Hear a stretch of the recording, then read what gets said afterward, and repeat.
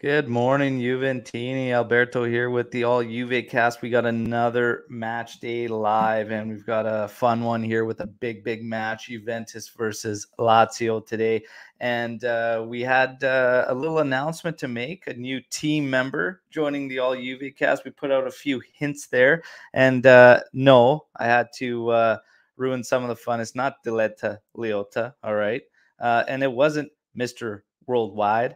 Pitbull. These were just, some hints, but we're very excited to bring Mr. Joe Cappuccino aboard. Good morning, my friend. Good morning, buongiorno, salute.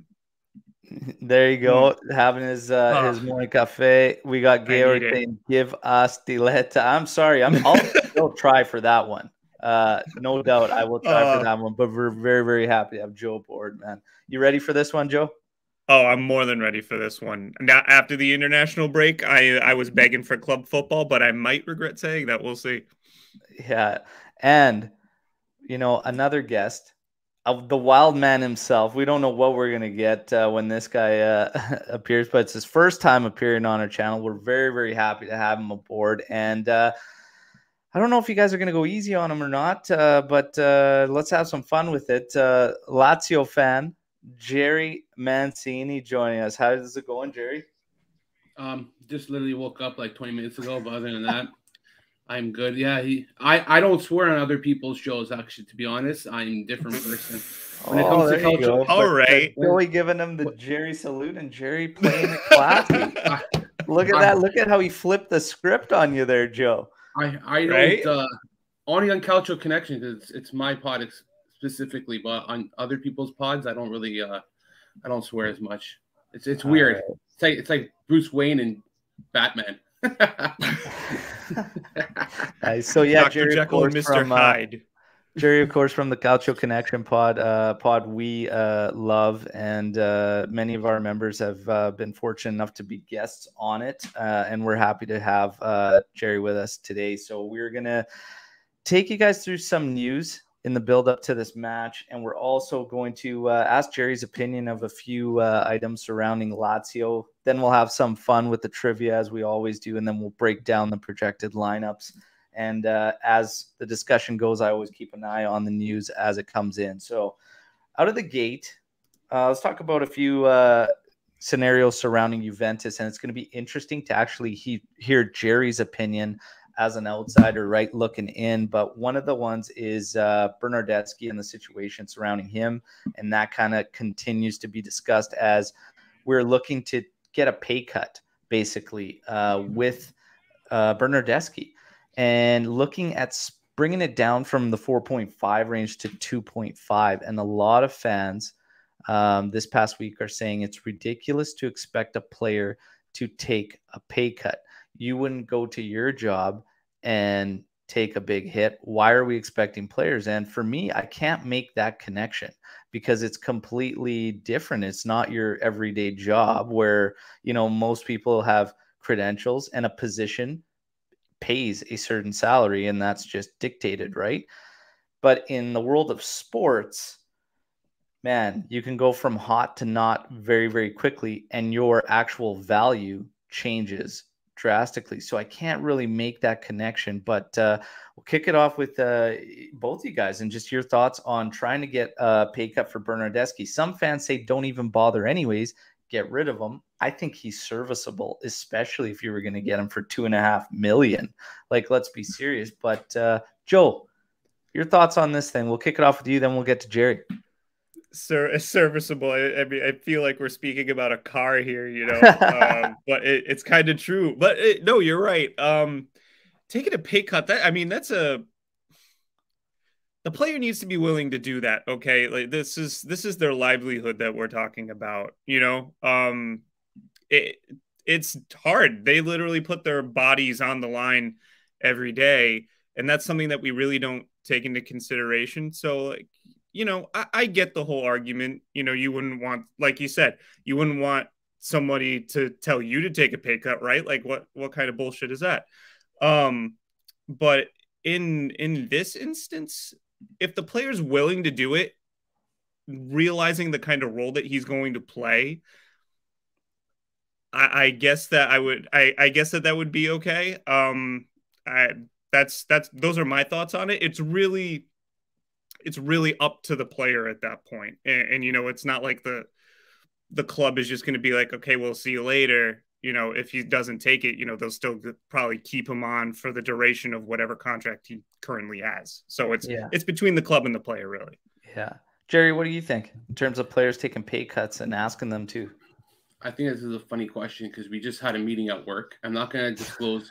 I'm not going to say the company I work for, but we just took a pay cut literally on Thursday, and the second one in the last 3 years. And when I have to hear Bernardeschi has to take boohoo 500,000 down pay cut from 2 million to $1.5 million, say, suck it up, buddy. Suck it up. You make millions of dollars. At the end of the day, you're not making pocket change. It's not my problem that you guys have to live a rich life. No one told you to go buy a mansion down in California, say, for example, okay? Like, this is not you live to your means, and you know that when you retire at 35, that's it, or 36. Some can live until 50, like Zlatan say, but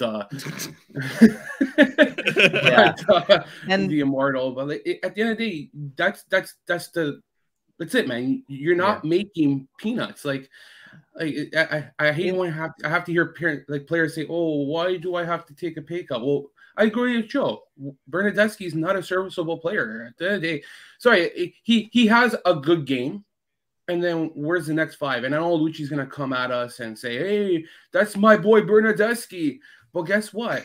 I hope he doesn't get called up again for Italy, straight up, because that's a whole different ballgame with another day. But and with Juventus, he's been okay. He's been okay with Juventus this season, but he's not like, wow, you know.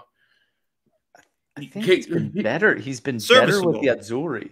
He's been better with the Azzurri. Better with the Azzurri than he has with Juve. But with Allegri, actually, like Allegri, even if you look back to early Bernardeschi, Allegri's got a way of getting like the most out of any of the other managers have gotten out of Bernardeschi.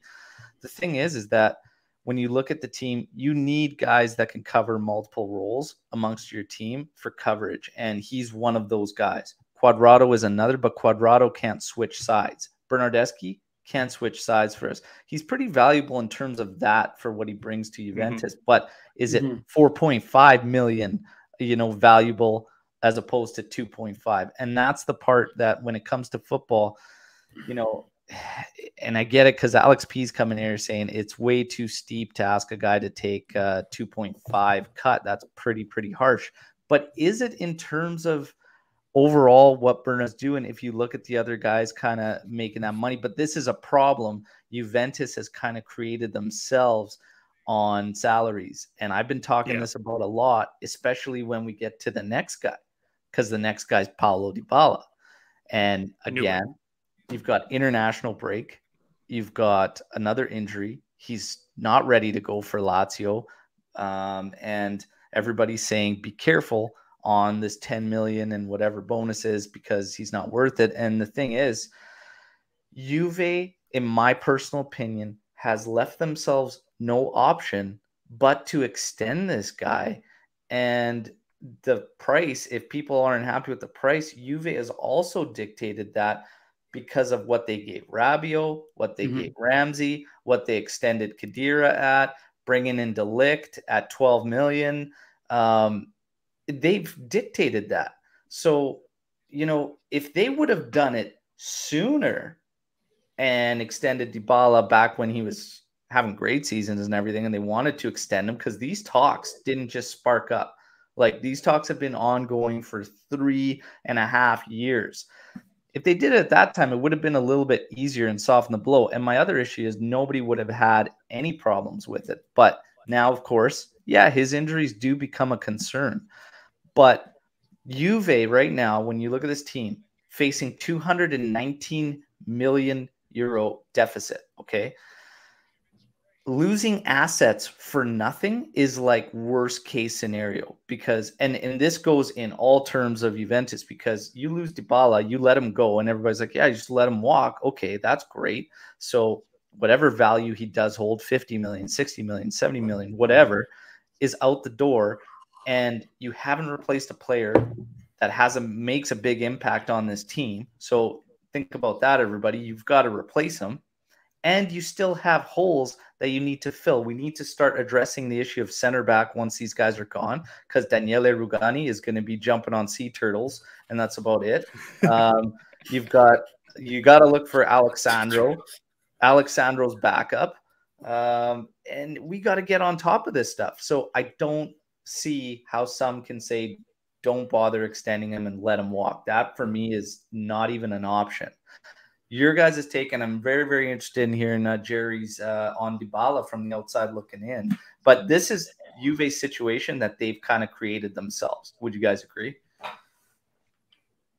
Oh yeah, 100%. I mean, even if you look at just the Ronaldo signing alone, where we completely shattered our wage structure just to bring him in, that kind of just undid everything the way that the club was set up initially. Sure, we had like Khedira and all those guys before, but I feel like we could have probably, I don't want to say solved those issues, but I think that they would have been less issues had we not done that, if that makes sense.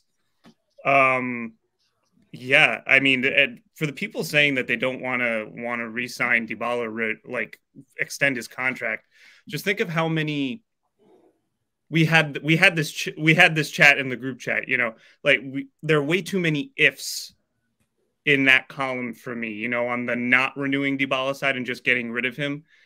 Like you said, we'd have to bring in somebody new to replace him. And I think the bigger question is, who's going to be buying him? Who's going to be paying that money? A Premier League club, maybe. Definitely nobody in Italy right now. So it's also finding a buyer. Like they don't just like fall out of the sky. There's just way too many wheels that need to get turned in order for that to happen. And I think that the easier solution is just giving the player what he wants. And honestly, I think that he's not asking for an unreasonable sum of money. That's my take. Yeah. Jerry, what do you think? It's tough, man. The guy can't stay healthy. That's the issue, man. Like, are you willing to pay someone $10 million to play? I don't know. I hate to be harsh. 5 games a season right now. Like, that's what it seems like I'm at the moment. Like, he plays. You think he's about to get that form, and it's like bang, injury. And he said himself, he's frustrated because he can't stay healthy. What was the last season you saw him probably avoid an injury? Let's be realistically, maybe the first half of the season. I think it's been 2 or 3 seasons now where he's been able to stay healthy. 11 million for a guy who can't consistently perform. It's a shame. And I'll go on Lazio, where our highest player I think paid is like 3.5 million euros, like something like that. Like and you go look at Juventus's budget, but then the amount of money we pay for Savage, Alberto, and Immobile will just take a sum 3. They are consistently healthy. They are consistently performing, and they are doing it on half the wage. And I think that's where Juventus needs to start getting themselves towards. It's dandy to spend money. I think it in a way, I wish Lazio could spend that kind of money. But when they do, look what happens. You get a guy like Vedat Marici. And money, seriously, and you laugh, but money doesn't solve all the issues. You know what I mean? And it's true. Alberto's saying you spent $6.5 million for Ramsey to go play for Wales, basically. And how convenient upon his return, he's got a flexor issue. Yeah, right. I'm not gonna buy into these. And me and Luca, obviously team member, we got into it yesterday because I said, Lucas, stop feeding me this junk about a silent deal between Juventus and Ramsey that he doesn't play and he's marked as injured, but will go to Wales. Are we serious right now? I'm not going to buy that for a second. And the reason is because, like, why would any team do that? Here we are trying to find suitors, but we're labeling him as injured, chalking that up, and just like, instead of, okay, showcase. If he does great internationally, perfect. But I can't see a situation where Juventus, after offering him an out and saying, hey, we will move you, Ramsey not accepting 3 clubs because he believes he's on this top tier level where he is not. He simply is not. And he's not willing to go to those clubs.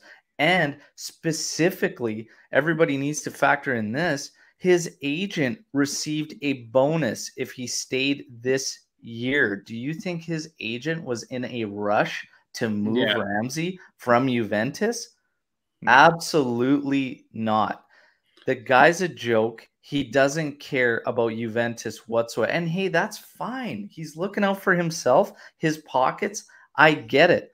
But don't feed me these lines about we're making Ramsey out to be a bad guy. Ramsey doesn't care a single bit about Juventus, okay? Flat out. He's withholding himself like I was questioning it 2 injuries ago, okay? That he popped up and was able to get to international, and I'm thinking, okay, the second he came back, this one, I had my eyes on it and I was waiting for it.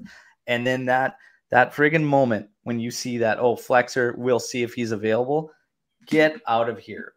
Just cut your losses, pay him out, but don't even have him a part of the team. Like, just see you later. Bite the bullet and just say goodbye. There's no point. Yeah. There's absolutely no point. What are you hanging on to him? To get a bag of or to get what, some fish and chips from West Ham or something like in the summer? Forget it. I want to add on that though. I was with my buddy last night. He's a Juve fan. We went to the keg and he actually brought up Ramsey, and he straight out said that Juventus does not use Ramsey properly. They don't use him to what he is able to kind of play to this team. I don't watch enough Juventus, but he said straight up, as soon as this guy leaves, he's going to be a star on another team. Like, he is going to go to another level and start playing to what he was doing at Arsenal. So it's just going to happen. It's going to happen. Be open-minded here, because but the thing is, with Wales, and this is the thing while everybody he's not necessarily, he wasn't being used differently at Juventus, because when he came to us playing essentially like an 8 role for Arsenal, okay? Yep. He got that role when he came to Juventus. Under Pirlo, he almost gained complete freedom as being the one that can go ahead and do this and be able to attack freely and whatnot. He simply hasn't adapted to the Italian game and can't break it down. That's just the fact. The part that bothers me the most is he complains about the training being hard in Italy. Well, yeah, suck it up, buddy. You're getting paid huge money. The training's harder here. Yeah, guess what? Evra came and he loved it. And he said, yeah, no, it's great. It is way harder, but it's fantastic. And nobody else is complaining. And there's guys on the team making a lot less than you, and they're not saying, oh, I need rest. Give me a break, man. And this might be something that just follows Wales players along, because he's not the only one. He's not the only Welsh guy that says, hey, I want to rest. I want to relax. Well, too damn bad. I feel like Gareth Bale said that too when he was at Real Madrid. Yeah, Man didn't even learn Spanish. Golfing?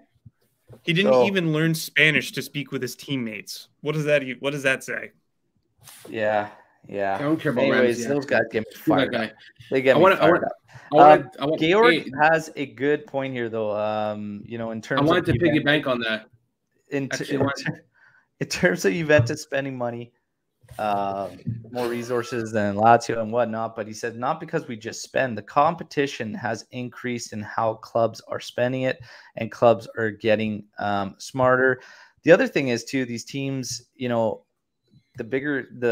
bigger teams, whatnot, would get, like, if a Juventus comes calling, if these big clubs come calling, obviously teams are trying to maximize, right?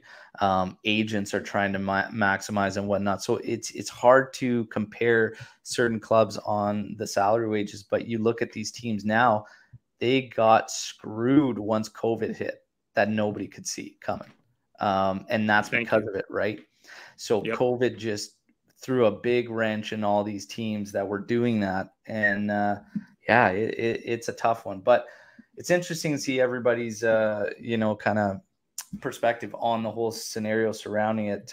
We've got our Lazio boy here, Jerry. I want to ask you a question about Maurizio Sarri and what Hold you on. think of him so far at Lazio before I absolutely shit on him. Go ahead. No, I want to piggyback on what you guys were saying about the money, because I actually want to answer this guy.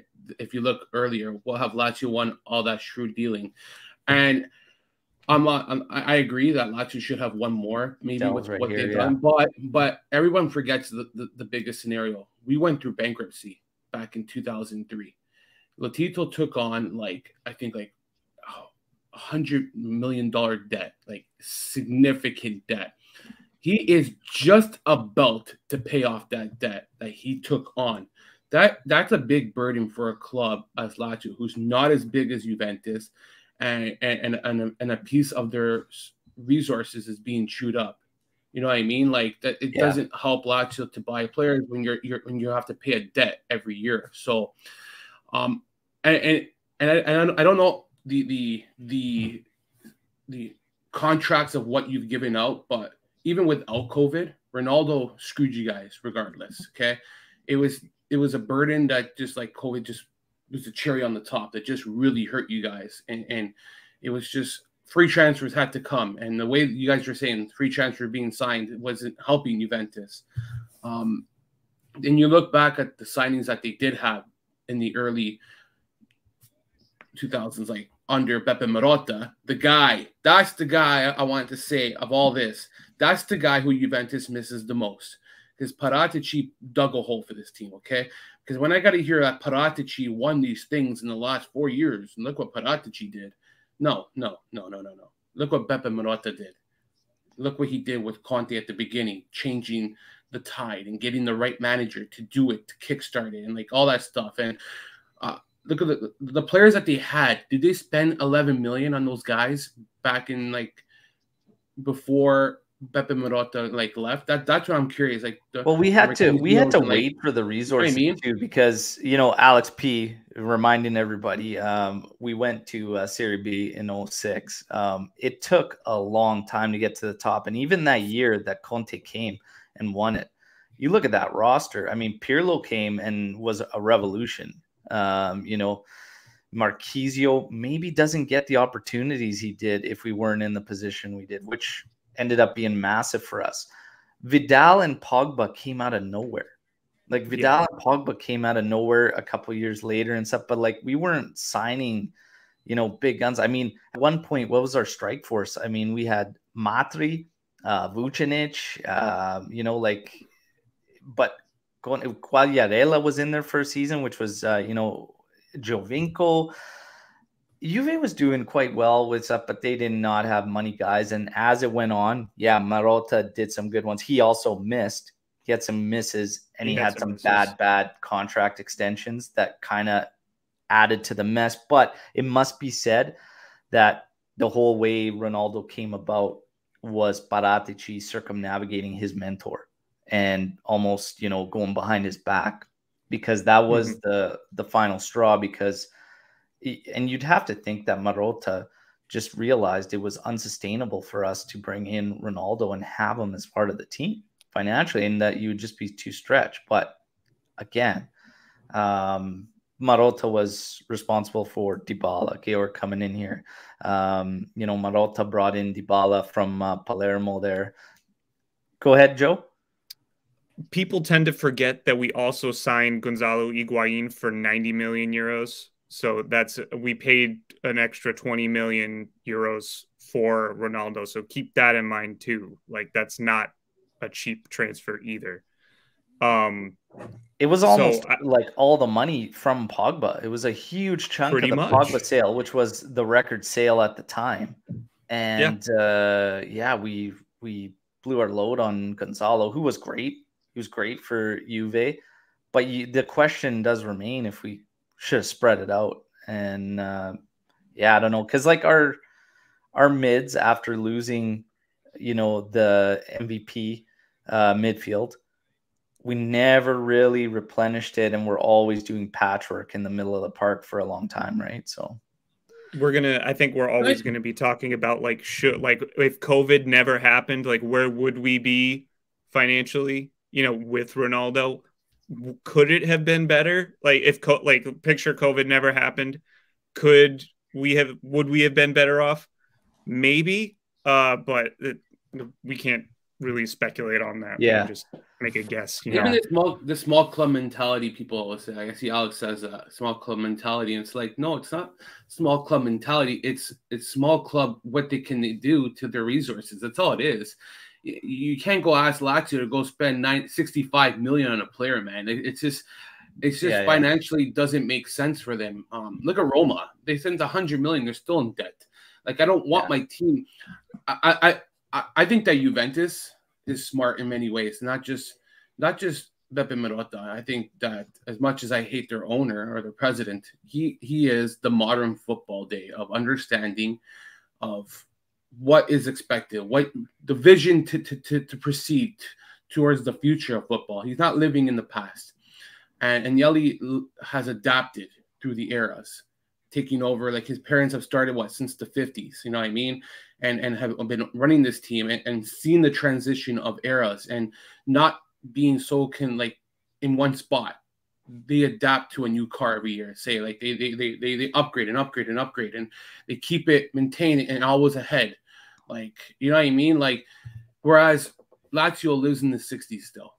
Roma has started to go to that trend of Juventus getting those American owners and basically the freakins. I'll go on that after because it's not happening. But, one more thing about club finances that I want everybody who's watching to keep in mind, and that is the biggest clubs on planet Earth. Okay, we're talking Manchester United, we're talking Man City, even PSG. They all operate in the red. Okay, so they all have accumulated debt. That's just the way this business works. Those are the biggest clubs on the planet, and they operate on debt. It's because they're smart about it, and they know how they can pay it off and continue to operate. That's the thing. That is just how it works. That's the thing. And Juve was the same, because Juve was always happy to carry the red and just write it at the proper time and carry on, move forward, right? But the problem is when COVID hits, you're screwed. You're screwed. Exactly. And that was unforeseen. But the other thing is too, I guarantee you what is not supposed to be happening and you're not allowed to do, which is dump money into it to correct things. There's no way some of those other clubs, main one in England, hasn't been doing that. Like, it's just their stuff makes absolutely zero sense, and there is no way you could tell me that they're not dumping outside money in to make it right. Like, 100%. It's crazy. So like that part really bothers me. That's like, it's like you can either do one of two things, right? You can either drain, like say like your basement's filling up with water, and that's pretty much how debt works, right? So say your basement's filling up with water, okay? There are two things that you can do. You can either try draining the water, right? Like pay off the debt somehow, or you can raise the ceiling. Which one sounds easier to do? Like, it would be draining the water. But what happens is a lot of the clubs just give themselves a little bit more breathing room and increase the debt ceiling for like how much they're able to spend. Ask for capital increases. That's essentially what they do. And that's pretty much what Juventus has done. They know what they're doing. So operating, like being in debt, it's nothing. It'll get taken care of. Yeah. Now, back to the question that for some reason turned completely sideways. Sorry so far at Lazio. Jerry, what are your thoughts on Maurizio Sarri at Lazio so far? I'm pro Sarri. I think this is the right team for him. Not a big club, not a small club either. I think it's like a medium club for him, and I think the expectations are not heavy for him, so he will succeed. There's not a lot of pressure as compared to Juventus, where you need to succeed consistently. It's a more ambitious club. Let's be honest. Like, this is no shit on Lazio, but I think it's a strong statement by Lotito as well to sign Sarri and not go after a guy like Vincenzo Italiano, where it's kind of saying, okay, we're going to have to take a step down. Sarri has a winning pedigree. I thought that his best season was I know that I didn't get to watch the Sarri under Napoli because I didn't have access to the zone and all that crap you want to say. Let's just keep it simple, and broadcasting sucks here, okay? So I kind of distanced from football for a long time because TLN shows like, what, 2 games on a weekend, and I don't like to live stream online because I just hate the quality, and I have to deal with freaking pop-ups every 5 seconds.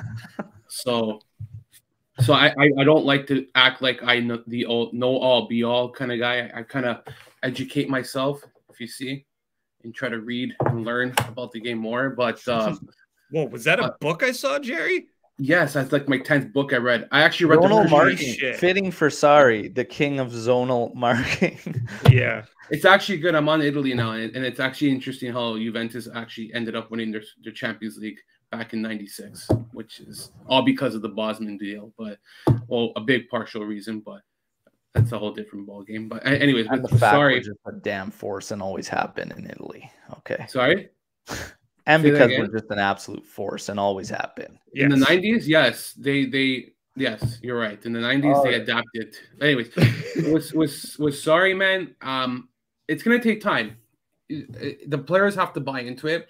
And I think that now that Alberto has kind of bought into the system and is being used properly, it's starting to come together. The last 4 games have been their best games under Sarri. That is very positive. The Retiro had a lot to do with that. And the reason why Alberto is kind of working more positively is credit to Claudio Lotito, because he had a sit down during the Retiro with Sarri and Alberto and kind of spoke to make sure that the two were on the same wavelength. And I'm pretty shocked that Lotito was the peacemaker, because normally it's Simone Inzaghi and his assistant Farias, where they were the peacemaker for Alberto and Lotito. Yeah. So that's it's a big statement from him. It's a big transition going from 3-5-2 to 4-3-3. Asking players to play a new role. I don't want to say go fire him after 6 games. I think you need to let him play a whole season. That is 100%. The results, 1 point back of 4th, Atalanta in the Champions League. It's really frustrating because this team has really stepped up against the bigger clubs. Should have won against Atalanta, I'll be honest. We were pretty dominant against Inter. Roma was pretty balanced. We kept toe-to-toe. And Milan it didn't tell the whole story, because our first 2 games were against Spezia and Empoli, and we destroyed them. But if you watch the 2 games, there were nothing of Sarri ball. It was just guys being able to defeat 2 teams who were just really bad at that time. Empoli is starting to pick up. They've looked much better now compared to the beginning of the season. Spezia has looked a little bit decent. But you go in after the international break and you go play a Milan side at the San Siro, and everything comes to light because you got a Stefano Pioli side who's mature, who has kind of adapted to the 4-3-3 under him and or whatever his system is. Sorry. And basically they look fundamental. They're mature. Whereas Sarri's Lazio was still in the baby stages. And now you go, I would say, 10, we'll say 15 games later, and the big progress, right? So I know a lot of people don't like Sarri. I had the privilege to watch Sarri ball in London with Southampton versus Chelsea, and I thought it was brilliant. I thought the whole season was so much fun to watch under Sarri, and it's frustrating to see that he left at that time, because had he stayed another season, I think that Chelsea was going on the right direction under him. But then he goes to Juventus and he gets pooped on, right? But it's interesting though, because you bring up the sit down during Retiro with Luis Alberto and Sarri and Lotito. Georg kind of brings it up pretty strongly because he says, had Sarri had a Ronaldo less Juve and more financial flexibility, the story may have been different. His man management for a big club is still questionable. And to be honest, I think that's what sealed his fate at Juventus, is just the fact that all the reports of not having the locker room whatsoever. And you saw what he did with Ronaldo. And honestly, I wasn't against it, to be honest. I thought, hey, when he came out, he subbed him in one match. He subbed him in a second consecutive. And to be honest, Ronaldo was ass in those games. So I had no problem with it. But Ronaldo left the stadium completely. And I talked about it a lot after that had happened and stuff, because I said, never in my time of supporting Juventus would you ever see a player leave the stadium and come back with a slap on the wrist. And, you know, in bringing Ronaldo to Juventus, it was never really a fit. It just wasn't. And we got to believe, you know, people want to argue that or whatever, say I'm out of line. It wasn't a fit because Juventus always, no matter who they had, they would fall in line. And Juventus was adamant and strong about what they wanted out of all their guys and everything. The man didn't even learn the language. He said grazie to us with 2 Z's, for Christ's sake. He couldn't even write it properly on his Instagram. Like, the guy never took the time to learn the language. He couldn't even say Juventus right. Ronaldo is only about Ronaldo. Now, sorry, for me, he still had too many issues with the locker room to stay and remain at Juventus. He also, this is the part where you knew how much was wrong with our board and our office. It was actually Sarri that unlocked how dysfunctional we were at the top, because you had Paratici and Nedved saying, we don't have time to go and get another manager. And Agnelli didn't even want Sarri in the first place. And then he says, no, forget you guys. And he brings in Pirlo. So it just showed you how out of sync we were from the guys at the top. And it needs to be locked in from the top. And it'll trickle down all the way through the team. But we just lost ourselves for a period there. And, you know, this is not putting it all on Ronaldo, people that are listening. It's not. It's just saying that there's a lot of events that led to Juventus kind of losing who they were. And now they're trying to get back on track, you know. And Arriva Bene is actually an old school character, and he kind of fits the mold of back in the day. So it'll be interesting to see. And Cherubini's not new to the whole ball game, and he's been loosely around Juve for a long time. So we'll see what ends up happening. But it's interesting you bring that up with Sarri, because that was the one thing I think highlighted his time at Juve was the man management. What do you think, Joe? In the words of Pavel Nedved, also a former Lazio player, forse una professionista, ma forse non mai stato un Juventino. That's my take on Sarri. Yeah. I don't think he was a fit for the club the minute he walked in, just because of the history that was there. I mean, the image that comes up in my head is that that image of him sitting in the front of the Napoli bus, like flipping off all the Juventini when that bus is coming in. He just never struck me as someone who put all of his effort into the club. And I mean, that's just my opinion. I think that he's a great coach. I like his style.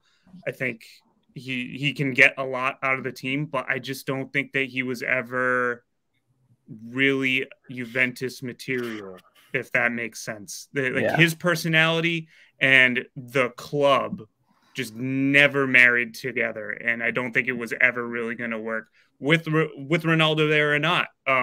It wouldn't have mattered. It's just his personality.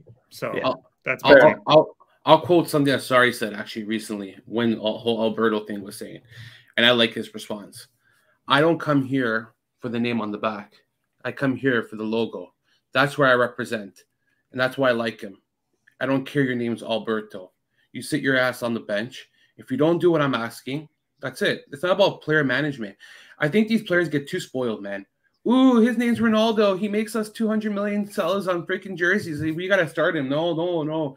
God forbid that he walks out. Because remember, when Sarri had to sub off Kepa and he made that big stink with Chelsea and he wouldn't come off and freaking Sarri lost the gasket. Oh, is he a bad guy? No. But that does shine a light on the fact that this kid wasn't listening to him and he's 17 years old. So like, or whatever, 18, 19, whatever he was. And the other thing is too, we got to be clear, it wasn't just Ronaldo at Juve. He literally would go into the media and destroy any and all players on the thing. And he created this distance between himself and the locker room. It was well documented by even our leaders. Like he created that. He didn't have them on board. And that's a problem. That's a problem. And like I said, what he did with Ronaldo on subs and stuff like that, I don't care who you sub. I don't care, like, if a coach calls a sub, whatever, you make a sub, it's fine. You deal with it. Ronaldo was wrong to leave the stadium completely. But Sarri was no saint, like, by any means with the Juve roster. And he said some pretty detrimental things in a guy that just got there for 1 year. Had Sarri had been there for 4 years, he gets more leeway if he's going to start to attack players. But when you do it right out of the gate, your first season, very early on, that's kind of not the best way in order to get that far. Like, I don't know, for me. But I do agree. Like, I mean, there's flip sides to it for sure. Jerry, I think. It's funny, it's funny what you say. Hold on. It's funny what you say, because with Sarri at Lazio, he's on a talking basis with Lotito, which is shocking. I don't know how the two are getting along. Their relationship's really good. Apparently, Lazio that is bizarre. It's really bizarre, because talking to Lotito is like talking to the wall. Okay. Apparently, he's willing to buy players this winter. Another striker, center back. I'm shocked, because we got a sponsor this past year, which hasn't been done in like over a decade. We're about to get a shirt sponsor in either Mizuno or Kappa. I think that's if Kappa signs with Lazio, I think it's big news. People are saying, oh, it's just a piece of money. It's a piece of money for Lazio, and it's a global brand. You know what I mean? When people are buying Kappa and you see Lazio's name on Kappa, it's like with Kappa, it's something people have to see. And lastly, I think that, and it's a shame, is that the way Simone Inzaghi left, and it's kind of benefited Sarri, because I'm going to stick it to Inzaghi. I'm going to win something with this team and show Inzaghi that he screwed up by leaving us. And it's like a vendetta. So it's a triangle of things that are just falling in Sarri's lap. And the fact that they want to extend his contract already, it speaks volumes to me, because it means that Lotito, for the first time in 20 years, is all of a sudden saying, hey, I want to win a Scudetto now. It may not be this year, it may not be next year, but the long term is a project under Sarri. We're going to get there. And I think for Lazio fans, they should be excited, right? But hey, at the end of the day, it didn't work out with him in Juventus. Those kind of things happen. I think that he's actually taken that and has actually taken that experience and has brought it to Lazio. And I don't see a lot of rift between the players and Sarri in Lazio right now. I know it's still early, but he hasn't pooped on players. Like the biggest thing he said what people took out of context, I would say, is that Alberto cannot play with Savage. And maybe he's right. Maybe he was right in the terms of how he expects his players to play. He's not saying that they can't play together at all. He's saying that he wants Alberto to track back to play defense. He wants another body. What he expects from Alberto is not complementing with Savage. And now if you watch Alberto play, watch him today, how he tracks back to help the defense, where he tries to integrate a new style game, because he has to understand that Cataldi is the regista now on this team. He is the playmaker. You know what I mean? So he's the Jorginho 2.0. That's not the same elite level, but he's his protege basically under him, right? So interesting. And Alex P coming out with Kappa makes the best kits. Absolutely. I mean, the Juve Kappa old school kits are still to this day my absolute favorites. They're untouchable. Nostalgia. And it's, it's a company from Turin. And it's a shame that they just, sponsorship wise, money wise, like Juve can't make a deal. If they ever did and went back, I would just lose my mind. And maybe we could stop Joe from buying Venezia kits, for God's sakes. But no, it's good. Luca reminding everybody, please take the time, just like the video. If you're new to the channel, subscribe, please. It's all Juve all the time. It's your one-stop shop for everything Juventus. And remember to check out our sponsor, stripedheartsapparel.com, for some of the deadliest fan gear you'll see. Now, guys, without further ado, history of the fixture. 185 official matches between these two clubs. Who has won the most? Well, it's obvious. I just want to hear you ask. Come on. Oh, we're doing poor Jerry. Who's won the most? Obviously, it's Juve. How many wins out of 185? And I'll give you guys a spread of, say, 15. I'm so mad because I just did a match preview and I didn't actually look at the overall. I will think out of 100. We'll see everybody join us live. They'll start throwing their answers in there. Don't go to transfermarket.com. How many wins for Juventus? Out of how much again? Out of 185 matches. I'll probably go with 160. 160? No. You gotta give Lazio a little bit. We got Big Bandizi's usually pretty sharp. He's coming in with 100. 100. Drink Tastic 87. 87. Come on, man. Oh no, it's really bad. Lazio. I in the last decade, Lazio got one win. I think 100 days. He's not wrong. 90. It's 96. I said, wow! I thought that 96 wins for Juve. I think about 46 for Lazio wins. That's a lot of draws. Got 46 wins. Yeah, that must have come 40 from the 90s, and 43 draws, or it might be 46 draws, 43 wins. Lazio. Here's a better question: how many wins have they gotten in Turin? We have like 5 wins probably playing away. Like as a visitor, we are bad. It's not many. Man, look at that KM just throwing the shots out. 185. How many goals does the goal scoring leader in this fixture have total? And if you want to name them, name them. Oh, I feel like I know this. Like between the two sides? Yeah, the history of this fixture, the goal scoring leader. Who is like the top scorer in this fixture? Yeah, Del Piero. Del Piero. Del Piero. No. Is it really? Wow. Okay. How many goals? I would say he has at least. I'll go 15. 15. Okay. KM coming in with 16 ADP. Joe, you want to throw some out there? You know it's ADP. Jerry got that right. Okay, it's ADP. I'm 15. Sounds good to me. Big Bandizi coming in with 10. It's 14. So you guys are right in that wheel. Close. It was so 14 close. Goals for Del Piero. I swear to God, if you guys are going on freaking transfermarket.com checking these stats, I will come after all you guys. What is the biggest margin of victory in the history of this fixture? What's the highest score line? That's Juventus again. I'll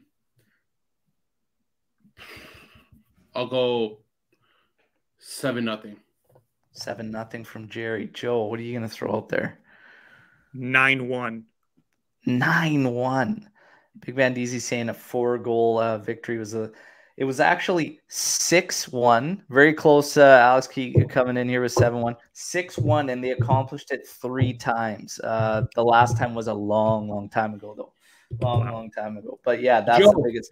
Who was the last player Juventus purchased from Lazio? Nedved? No. Was it Nedved? No, Matri. Was it Matri? No. No. Ledesma? No.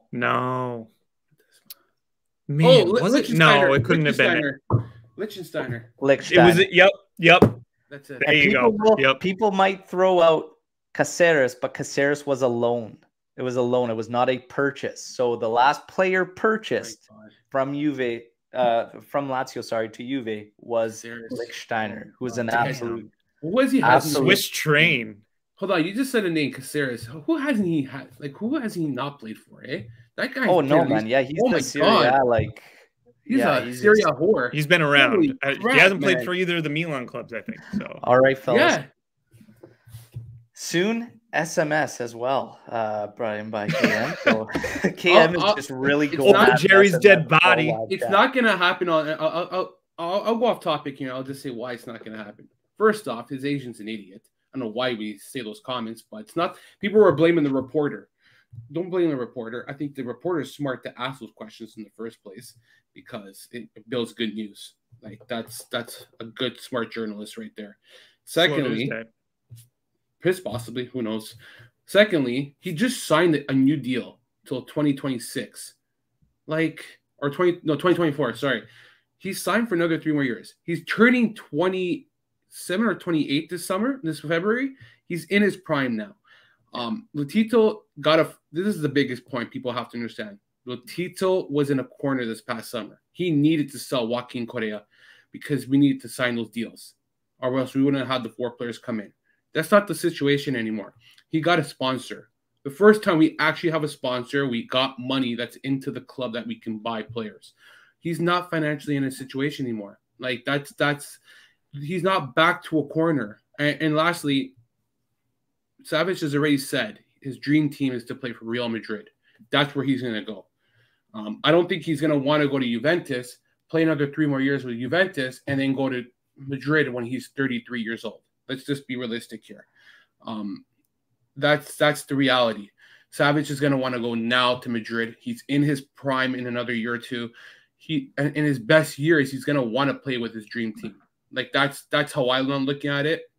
And lastly, there's bad blood between Lotito and Juventus. He does not want to do business with them. I don't know what happened in the past. There was a deal, something he was not happy with. Does not like Agnelli. They don't get along. So in order for Lotito to go there, would have to be a free transfer, and you would have to wait until 2024. So yeah, and the only club that wants to do business with us is Genoa. Okay, that's pretty much it. Like the writing's on the wall. Like the Savage thing to Juventus just makes me laugh now more than anything else. Like it's just a tactic ploy by his agent, and and Lotito's price will be here. I want 70 million from anybody for Savage, but hold on, Juventus 150 million. that's the reality. Like all right, but well. Enough of the SMS thing. I just find it funny that KM is just relentless. And he still says, regardless, so he basically doesn't care about what you say, Jerry. He says, I swear after 2 years, it's going to happen if Allegri's still the coach. So if Allegri's still the coach, even Allegri's got some work to do. If Allegri's still coach, she's never came back. Projected lineups. Jerry, do you have Lazio's projected lineup? It's in my head. Let's fire away, and I want you to in here. You guys can't know, man. On the projected lineup, and then I'm going to talk. Joe and I'll cover Juve's. So I'll start up front. It's going to be Zaccagni on the left, Pedro as a false 9. I'm questionable on this. I think that he got banged up in training, not with Radu. I don't know how fit he is. There's a possibility that Marici can be coming into this game. Sarri has to be inventive today.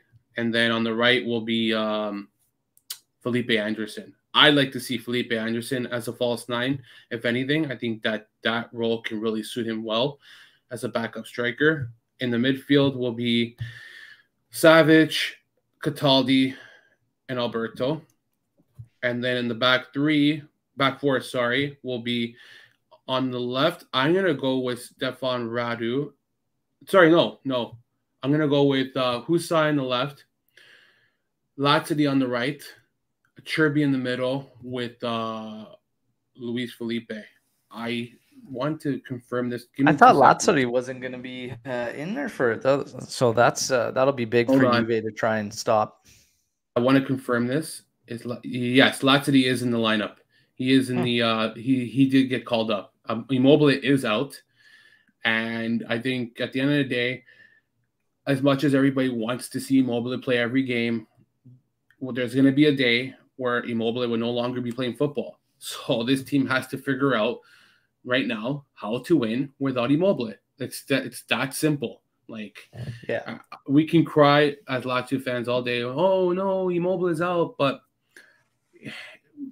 And I'll piggyback. We could have had Caicedo right now, yes, but guess what?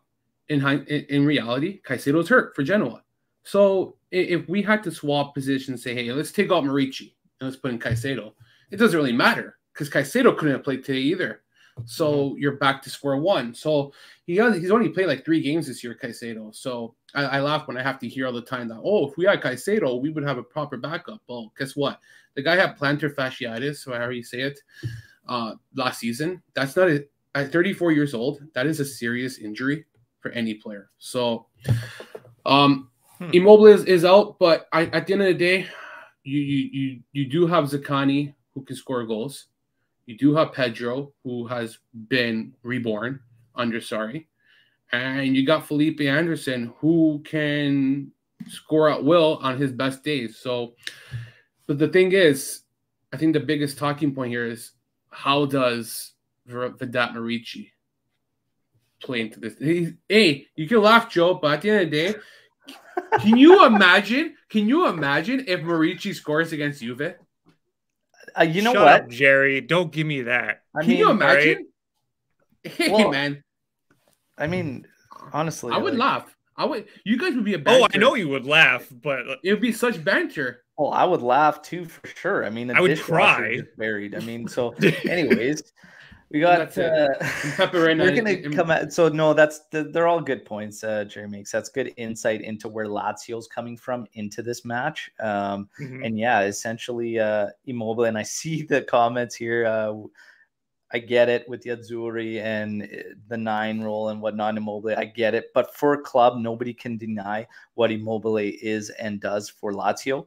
And Jerry's absolutely right. It's going to be big for Sarri to find that alternative. And he's going to go with Pedro as a false 9, which is interesting. Jerry's got a good shout, I think, in Felipe Anderson. The interchange that happens even when the 3 of those guys are on the pitch is quite interesting when you watch Lazio. And I did study them because obviously I put out that tactical breakdown for everybody that our subscribers ask for and whatnot. And it's pretty cool. Jerry? Hold on. I got one more point. Here's a downfall for Lazio. You're cut off. You hit your limit. There are no more points, Jerry. Hold on. And You're not allowed anymore. This is an advantage for Juventus, actually. A big advantage. Zaccagni's been hurt. Zaccagni's been hurt twice this year. He's hardly played. It's only appeared like in 4 matches. Anderson and Pedro have that chemistry. Now you're asking Pedro to play as a false 9. You're asking Zaccagni to come into a big game where he hasn't played. The continuity, the chemistry is not there. And it really can affect Lazio in many ways because like the timing of passes can be off.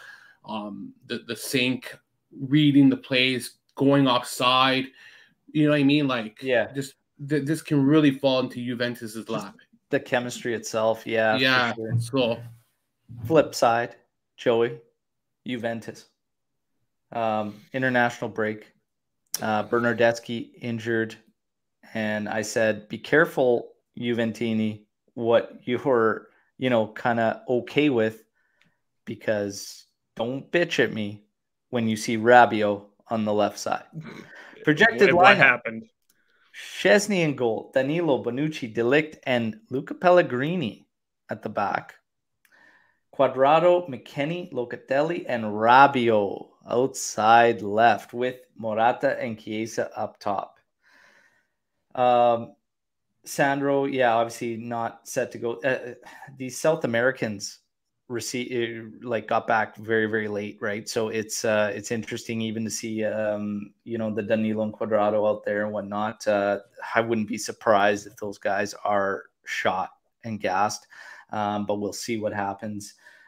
Danilo's actually in incredible shape. Like the guys actually, it goes unspoken about, but the guy's incredible, like physically as far as condition goes. Bonucci and De Ligt at the back, absolutely no worries there for me. Bonucci and De Ligt. Cuadrado, great on the right side. Chiesa and Morata up top. It's going to be interesting how exactly Chiesa's used. McKennie, Locatelli, happy with. McKennie's been in a run of good form. You've got to go with McKennie. Rabiot on the outside. Kulusevski maybe get a go, Joe. Like, I just don't. This thing that Allegri keeps going to the well about is bizarre, and it's killing me. Love it. It's crazy because it sticks out like a sore thumb how dead the left side becomes, because you're asking a player to do something he just physically can't. He doesn't have the characteristics or the traits to make that spot not a weakness for us, basically. And that's the one thing that Bernardeschi does. He's got the versatility. But Kulusevski, if Bernardeschi is out, this kid, we got to start giving the guy some minutes and figure it out and try to get him to make an impact, to try and find his way into the... I don't understand going with Rabiot there when you've seen it, you know what you're going to get, and you have a guy that's itching for an opportunity to find his way into the lineup, but to not give him opportunities for something that just simply is subpar, average at best. Crazy to me. Joe, your thoughts? I'm sick and fucking tired of this dinosaur ass 4-4-2. Okay. Yeah. I hate it. I don't know why Allegri feels the need to go with it, but he is, and it's really starting to get to me now, especially with the terrorist Rabiot on the left side. Like you said, it doesn't work. Why not switch to a 4-3-3? Chiesa on the left, Morata in the middle, and Kulusevski on the right. What do we have to lose with a three-man midfield? Like, we could still go with Locatelli, McKennie, and whoever else. Like, even Rabiot would be way better suited for a three-man midfield than on the left, on the wing. So why can't we just do that? Yeah, I don't know what Allegri doesn't, what he sees in a 4-4-2 here. Like, he feels the absolute need to run with it. So the other thing with that 4-3-3 is it would split Cuadrado and Danilo up, because you could put Cuadrado on the right side as right back. He has, for some reason, struggled when being further forward this season, and I'm not really sure why, but maybe you take him back where he has more space and more ability to run up into the play and see things a little bit clearer. Because for anybody that's played the game, it changes a lot, even just being one position higher on one of the flanks, because when you're playing as a fullback, the vision that you have, like, you could see everything, and Cuadrado was getting in rhythm there. This year it hasn't translated. But the 4-4-2, I agree. It doesn't make sense, and it really doesn't make sense to have Rabiot out there based on how Lazio plays, which, again, going back to that tactical breakdown, Lazio, they are not afraid to commit men forward. Sarri's not afraid to commit men forward. He will do that. They get very, very tight up at the top and try to pull you in misdirections. They're very, very good at that. They'll make a lot of runs. They're not even looking at those runs because they're seeing what it actually opens up. Now, to hurt Lazio, you have to be ready for that. They're going to put men forward. They like to press as well when they're out of possession. High press. Sarri's all about a high press. How on earth is Rabiot going to help us counter Lazio? He can't. He won't. Chiesa and Morata will, but it's going to be crucial to get that ball out of there and be able to attack it. Cuadrado, when the ball's on the opposite side, we need to be ready to attack on the opposite flanks and move the ball very, very quickly and take the space that's generated once we win the ball from Lazio's attack. This is something Juventus has struggled with desperately this season. We started off out of the gate being able to counter very, very well. It's since gone to a complete standstill. And there's been matches where we've played with wide open opponents. They didn't shell up, And we came out of the game with 0 counterattacks. That is absolutely unacceptable, and it's going to hurt us and potentially kill us against Lazio if we can't counterattack properly. In build-up, when you play this Lazio side, you've got to be very, very sharp because they're not afraid, and Sarri's classic with this zone marking at the back. He will leave those 4 in a flat line. He will cheat a little bit with the mids in order to counter you and hurt you. Possession for Juventus becomes critical. We cannot be easily dispossessed and have to be much, much smarter in possession. We have to move the ball quicker than we have. These are all the things Juve has kind of struggled with, and we need them to be on point today against Lazio. We've struggled on counters. We struggled in possession and being too easily dispossessed, and tempo. Tempo is the biggest one with Juve. If you play a slow game, you're not going to hurt really any opposition, but especially this one, and you're just going to make it easier for them to set up. So it's gonna be an interesting one, but we're all on the same page with Rabiot on the left. KM says that he doubts Rabiot will even start. We will see. He's going to start. Yeah, I think Allegri's he's in love with the guy. He wants something that's just not coming so far from Rabiot. But we will see what happens. Guys, with all this said, prediction time. Prediction time. Let me get the pen out here. Okay. Prediction time. We like to have some tiebreakers, okay? Tiebreakers. And then we get, usually our main man, Anthony, covers the predictions and gets them all noted. But he's got busy. We're getting ready for winter here in Canada. He's got to get those tires on these vehicles, okay? So Anthony missing in action, that's why. We like the tiebreakers first. Total amount of offsides for Juventus, Joe, and then Jerry can do Lazio. How many total offsides do you think Juve is going to have in this match? I'm going to say 4. 4 total offsides for Juve from Joe. I'm going to say they get 3. Jerry, how many total offsides will Lazio have? Would have said 7 or 8 because Immobile would have been playing, but that's not the case anymore. I'll go 5. 5 total. What team gets the first card in this game and at what minute? Oh, Lazio. So, Jerry says Lazio with the first card at what minute? I'll go 25th minute. 20. Oh, that's an early card. Okay. Yeah. Joe. It's gonna be either Luis Felipe or Cherby. They're gonna do some fucking stupid thing. He took my prediction exactly, but I'll go. I'll still say Lazio. I'm banking on that, and I'll say the 15th minute. Why not? Your Lazio 15. I'll even give you the player. I'll give you the player. It's gonna be Luis Felipe.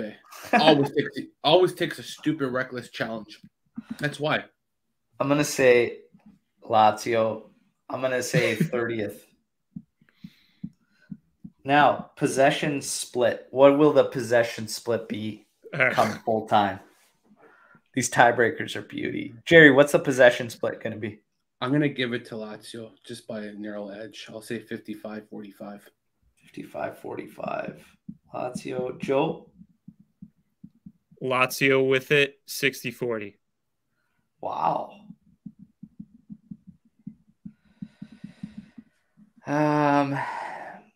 Yeah, I think it'll be super, super tight. I'll go Lazio like 52 and Juve 48. Now, total attempts and how many on target. Joe and I will do Juve. Jerry is going to do Lazio. So, Joe, how many total attempts will Juve have in this match and how many will be on target? Okay. Let's say I'll try. All right. We'll have 4 good attempts. Maybe 2 will be on target. No, total attempts. Oh, total attempts. Total attempts. Not just quality chances. Okay. we'll have I'll still say like a single digit. We'll say 8, and maybe half of those will be on target. 8 and 4, going super, super low. Okay. I'm going to say Juve will have 12 total attempts, maybe 5 on target. Took my number for Lazio. I think 12-13 for Lazio, man. I think when Lazio is at home, they get more attempts. I don't know. It's really dumb. So are you going to say 14, you said? Total attempts? 12 or 13. I'll go 13. 13 for Lazio. And how many on target? I'll say at least 6. 6? Okay. Halftime score, gentlemen. I'm going to say 0-0 going into halftime. Joe's going 0-0. Joe, you're reading my mind here. You guys are reading my mind. I thought 0-0 as well. This is going to be a dinosaur game. You're going 0-0? Jesus Christ, man. Here, this is how I look at it, okay? If Juventus gets 1-0, prepare for We'll shut shop. Yeah, this is going to be a disgusting freaking game. 1-1 at the half, boys. Yeah. If it's Juventus gain the first goal, no. But if it's Lazio, yes. 1-1. I'm telling you right now. 1-1 at the half. 1-1 at the half. Final score.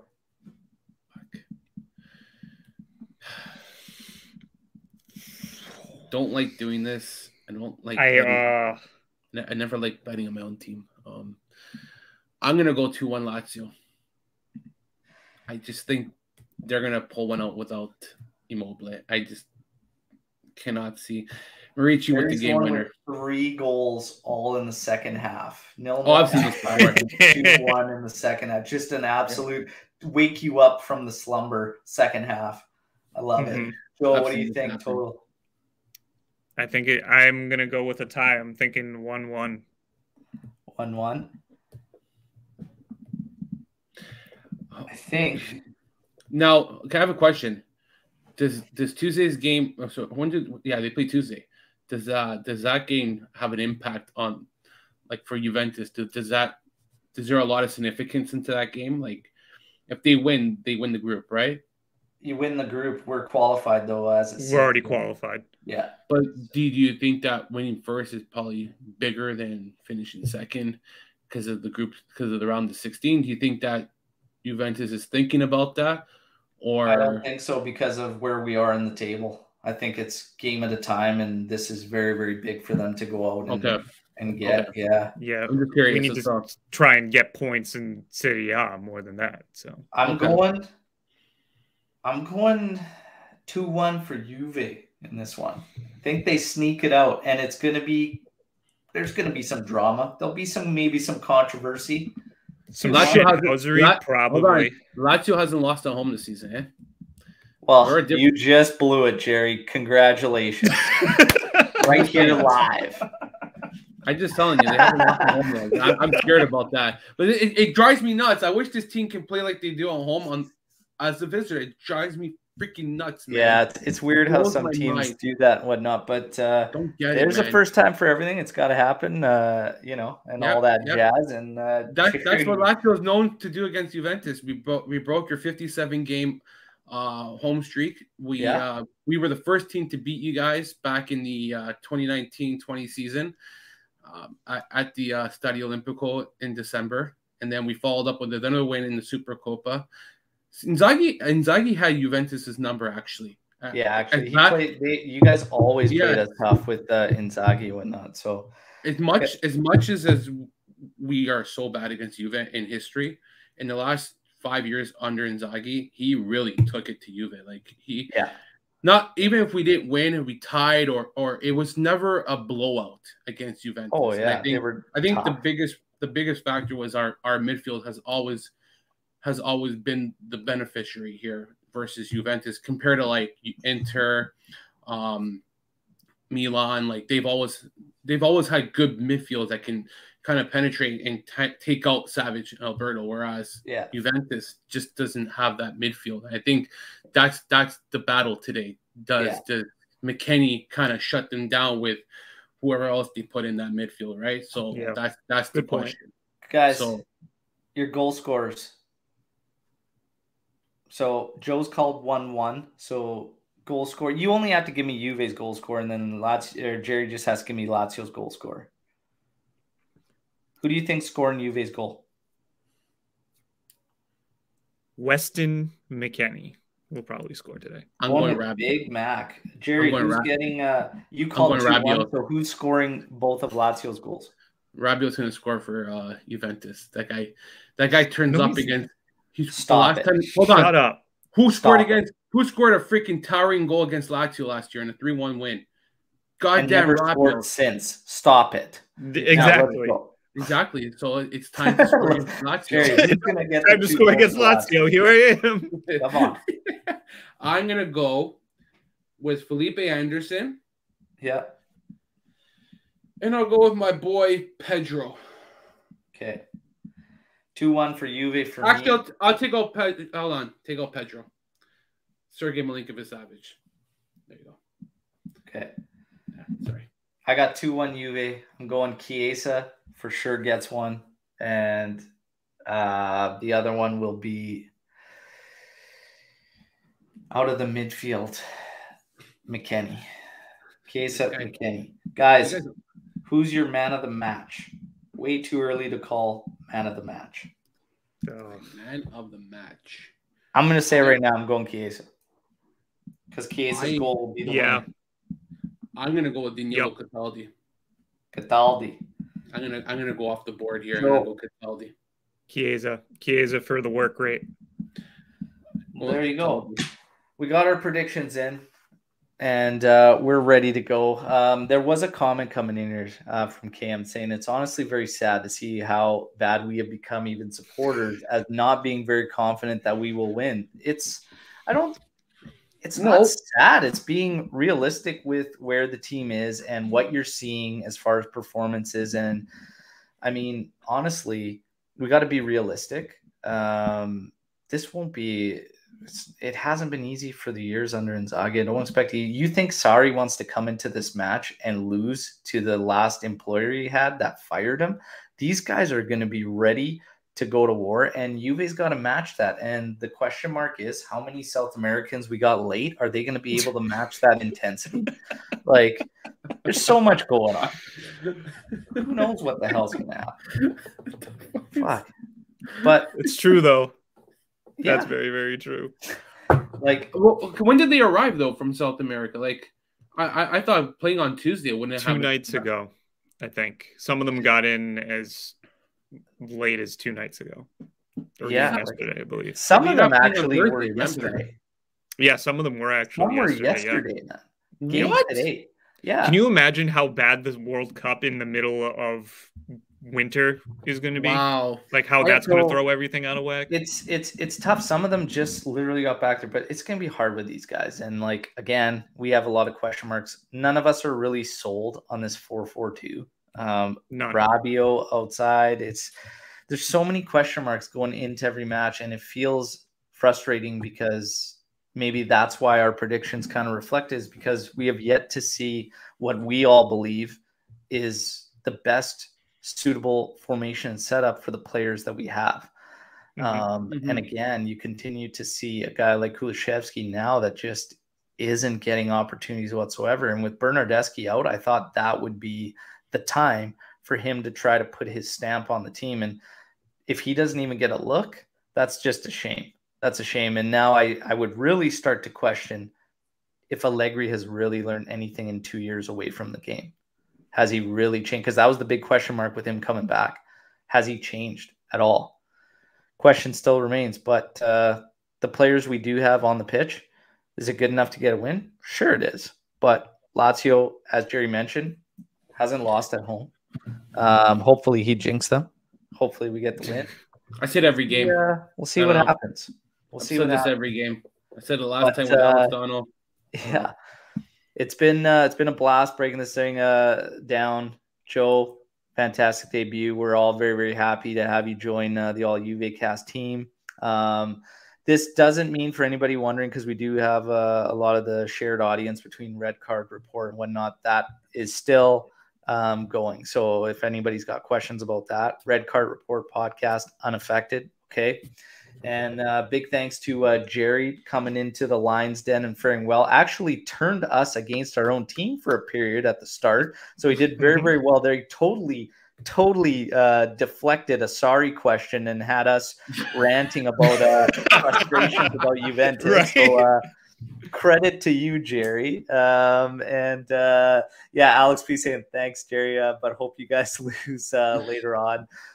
No, we appreciate having Jerry on. And again, Jerry, part of Calcio Connection podcast, which we're all fans of and happy to contribute whenever Jerry asks.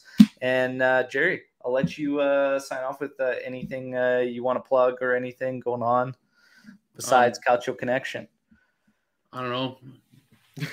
Follow my boy Alex Dono, my co-host at Culture Connection. Guys, one of the best Inter fans I know. The other thing is Jerry is actually a very, very solid writer, and he put out some pieces for the Lazio. He actually contributes to a lot of different sites, and he will be contributing to alljuvecast.com with a piece that he is currently writing. So yeah. Don't sell yourself short there, buddy. Great articles that you consistently push out there. So, yeah, thanks again, man. Appreciate having you on today. Anytime. And then we did an interview with Alberto for the Lazio in regards to the game and his thoughts on Juve's season. If you guys fantastic. So interesting. So there you guys go. You got a little bit more to look into. We're 2 hours away from game time. Everybody, get ready, throw your kits on, get pumped up. It's going to be hopefully a fun watch, a good watch, and hopefully the good guys win in the end. Sorry, Jerry. There are no good guys in Italy. I'm sorry, guys. There are no good guys. Fair. Every team's a scumbag, okay? Fair. It's only that we get pegged because we're in the media. Like, we get pegged for our nonsense, and then you guys get paid because Allegri and every team. Fair enough. We're all scumbags at the end of the day. But. All right, everybody. That's us signing off. Hope you enjoyed the Matchday Live. And again, you know where to be tomorrow, 5:30 a.m. Pacific Standard Time, same time, post-match podcast where we've got a completely different panel, and we're going to break the match down, hopefully celebrate a victory. Till then, fino alla fine, Forza Juventus. Forza Juve. Roma merda. Roma merda. Roma merda.